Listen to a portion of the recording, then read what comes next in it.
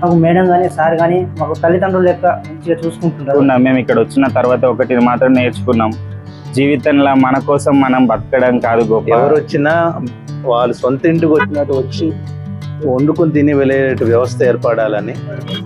ఇది లైబ్రరీ అండి, ఇది కిచెన్. మనకు స్టోర్ రూమ్లో ఉండేది అక్కడ స్టాక్ రికార్డ్ మెయింటైన్ చేస్తుంటాం. ఇక్కడ అయిపోయిందంటే తీసుకొచ్చి అక్కడ పెడుతుంటాం అనమాట. రైస్ బ్యాగ్స్, పప్పులు అన్నీ ఇక్కడ పెడుతుంటాం. ఎవరికి వాళ్ళు వండుకొని భోజనం చేసుకొని కడిగి పెట్టి వెళ్ళాలి. పూర్తి మీడియాకు స్వాగతం. ఈరోజు మనము కొత్తపేట హైదరాబాద్లోని అందరి ఇల్లు అనే ఆ ఇంటిలో ఉన్నాము. డాక్టర్ సూర్యప్రకాష్ గారు మనతో పాటు ఉన్నారు.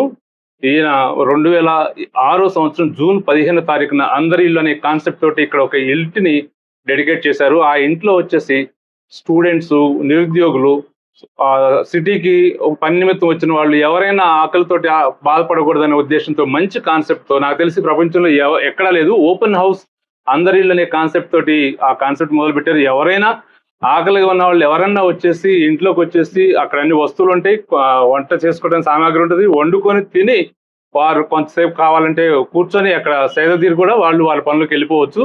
ఉదయం 5:30 నుంచి రాత్రి 1 గంట వరకు ఇది ఓపెన్ గా ఉంటుంది. నిజంగా ఈ కాన్సెప్ట్ చాలా మంది బెనిఫిట్ అయ్యారు. దాదాపుగా 20 ఏళ్ళ నుంచి కొన్ని వేల మంది బెనిఫిట్ అయ్యారు. ఈ రోజు మనం సార్ని కలిసి అసలు వీరు ఎందుకు ఈ కాన్సెప్ట్ స్టార్ట్ చేశారు, అలాగే ఫ్యూచర్ ప్లాన్స్ ఏంటి కనుక్కుందాం. నమస్తే సార్, నిజంగా మిమ్మల్ని కలవడం చాలా సంతోషంగా ఉంది. మీరు ఈ అందరి ఇల్లు అనే కాన్సెప్ట్ ను ఎందుకు మొదలు పెట్టారు? తర్వాత నేను ఇక్కడ కొన్ని స్టూడెంట్స్ నోటిఫికేషన్స్ కూడా, జాబ్ నోటిఫికేషన్స్ కూడా చూశాను. స్టూడెంట్స్ చక్కగా కూర్చొని ఇంటి లోపల బయట చెట్ల కింద ఎక్కడ కావాలంటే అక్కడ కూర్చొని చదువుకుంటూ ఉన్నారు. నోటిఫికేషన్ చూసాను, జాబ్ నోటిఫికేషన్, SI పోస్టులు 7,000 పడి అని చెప్పేసి చాలా బుక్స్ చూశాను. కొంతమంది స్టూడెంట్స్ కిచెన్ లో వండుకుంటూ ఉన్నారు. అసలు ఈ కాన్సెప్ట్ ఏంటి సార్? మీరు తర్వాత ఫ్యూచర్ ప్లాన్స్ ఏంటి, ఎలా స్టార్ట్ చేశారు, ఫ్యూచర్ ప్లాన్స్ ఏంటి? ఇది సోషల్ వర్క్ లో ఇది 44 సంవత్సరాలని అవుతుంది. ఇది అంటే ఒక పక్షి కిందనో అలాగ ఉండొచ్చా అనే ఒక ప్రయత్నంలో, అంటే ఏ విధంగా పక్షి సహజంగా తనకు నచ్చిన చెట్టు మీద వాలి తనకు కావాల్సింది తీసుకుంటుందో, మనిషి కూడా సహజంగానే అలా జరగాలనే కోరికతో ఎన్నో ఎక్స్పెరిమెంట్స్ తర్వాత వచ్చిన ఆలోచన ఈ అందరి ఇల్లు. అయితే దీంట్లో మేము ప్రణాళిక ఏమి పెట్టుకోలేదు.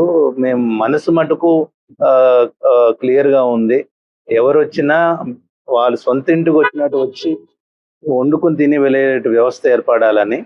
అయితే ఎన్నో ఎక్స్పెరిమెంట్స్ తర్వాత ఇది ఒక రితం అనేది ఎస్టాబ్లిష్ అయింది.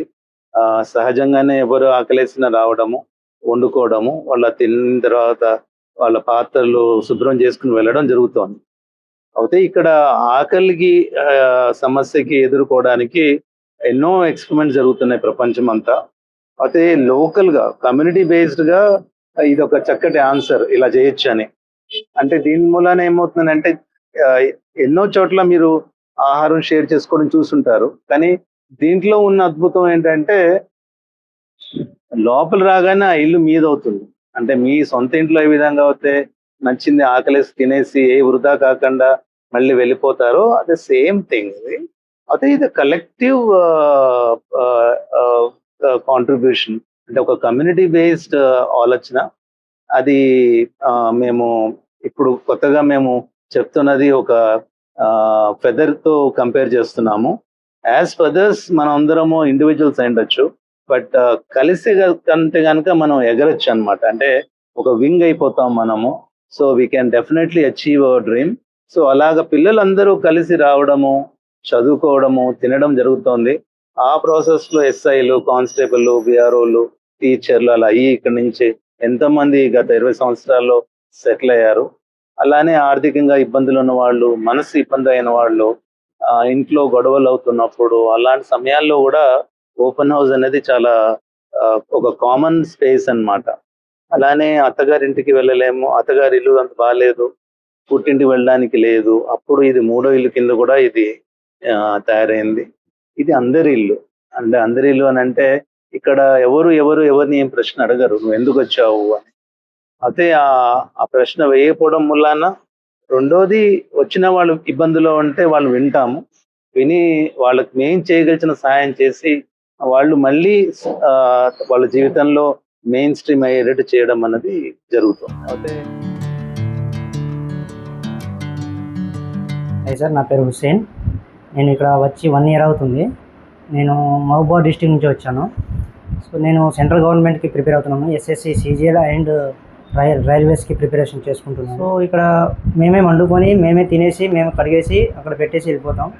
ఇంకోటి ఏంటంటే ఇక్కడ క్యాస్ట్ ఫీలింగ్స్ కానీ, ఎక్కడి నుంచి వచ్చారు, ఏ బ్యాక్గ్రౌండ్ నుంచి వచ్చారు అనేది ఏమి ఉండదు. అందరు సమానంగా ఉంటారు. ఏ కండిషన్స్ అనేది ఏమి ఉండదు సార్. అందరు వస్తుంటారు, వెళ్తుంటారు. పైన మేడం గైనకాలజిస్టు, పేషెంట్ కూడా వస్తుంటారు. సో ఇక్కడ ఆల్రెడీ చాలామందికి వచ్చినాయి. ఇక్కడ అన్ని డిపార్ట్మెంట్లో ఇక్కడ నుంచి జాబ్ కొట్టిన వాళ్ళు చాలామంది ఉన్నారు. వాళ్ళు కూడా అప్పుడప్పుడు వస్తారు.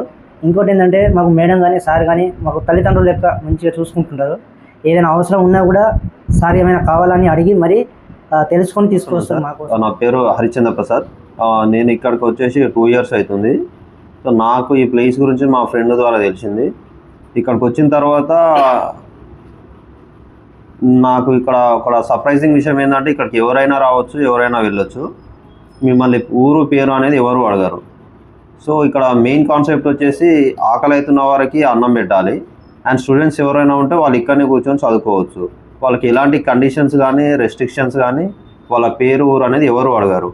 ఆ మెయిన్ థింగ్ ఇది స్టూడెంట్స్కు ఎందుకు యూజ్ అవుతుందంటే, ఇక హైదరాబాద్ లాంటి ఒక సిటీకి వచ్చేసి మన విలేజ్ నుంచి సిటీస్కి వచ్చి ఇక్కడ హాస్టల్లో ఉండి స్టడీ హాల్లో చదువుకోవాలంటే నియర్లీ ఒక 5,000 to 6,000 పర్ మంత్ అవుతుంది.